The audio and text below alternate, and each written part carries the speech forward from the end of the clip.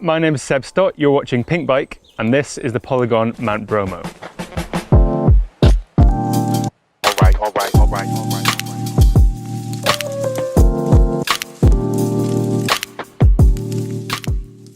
You may have already spotted that it's an e-bike, and I know you all love e-bikes, but the thing that's really interesting about this one is the suspension. Polygon have opted not to go with their nailed React to Play suspension system seen on some of their previous models, but rather than going for a horse link 4-bar like everyone else, they've actually gone for a 6-bar suspension system. It's got a pair of short links just there above the motor, which connect the main frame to the swing arm and form a 4-bar linkage. But then it's also got the seat stay and the rocker link, which are purely there to drive the shock. They bring the total number of frame members up to 6.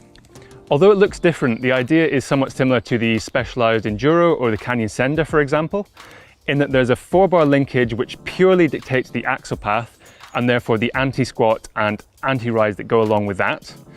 And then the other 2 links, which in this case are the seat stay and the rocker link, are designed purely to optimize the leverage curve and so the progression of the suspension. What that means in theory is that Polygon can separate the design constraints of how the bike pedals from how the suspension kind of ramps up as it goes through its travel.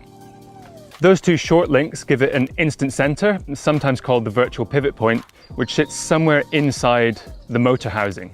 And because there's no need for a physical pivot behind the motor, and along with that elevated chainstay, that means they can shorten the rear center quite considerably. At 435 millimeters, this is about the shortest rear center you'll find on any e-bike. And in fact, if you look at the gap between the tire and the motor, this is probably as short as you could go with the 29-inch rear wheel. Now, obviously a short chainstay has its downsides in terms of keeping the front wheel loaded, particularly on steep climbs or flat corners. But with all that weight up front, and with the really very long chainstay lengths on some e-bikes, they can make riding dynamically very difficult indeed. And because there isn't a pivot point sat on top of the motor, the anti-squat values aren't crazy high. So there's about 100% anti-squat or a bit more depending on what gear you're in. And in my opinion, you really don't want too much anti-squat on an e-bike because being able to pedal smoothly over rough terrain is really half the fun.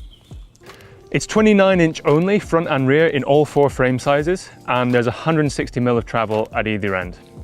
This is the top spec model, the N8, which retails for $5,000 US.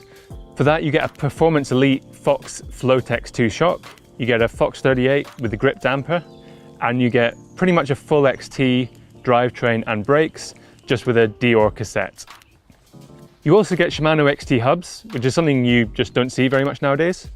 And then there's 35 mm internal width rims with Schwalbe Magic Mary tires in the 2.6-inch width and the Super Gravity casing.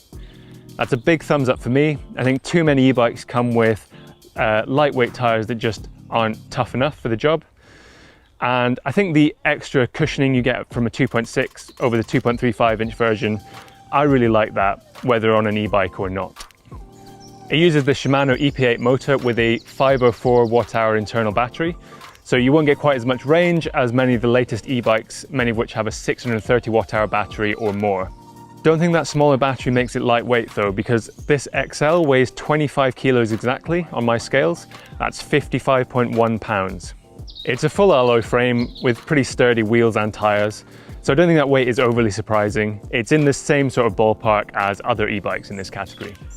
Geometry-wise, it's bang up to date, but nothing too radical. You get a 64.5 degree head angle and a 77 degree effective seat angle, which is fairly steep. It should help offset those short chainstays when climbing. The reach figure goes up by 20 mm increments between sizes. So there's 450 mm for the small, then 470, 490, and 510 for this XL. The wheelbase on this XL is 1280 millimeters, so it's not outrageously long, but it's not short either. So how does it ride? Well, I've not had a chance to put much time on it yet, so stay tuned for a full review further down the line. So that's the Polygon Mount Bromo. Let us know what you think in the comments, and don't forget to subscribe so you don't miss anything from us.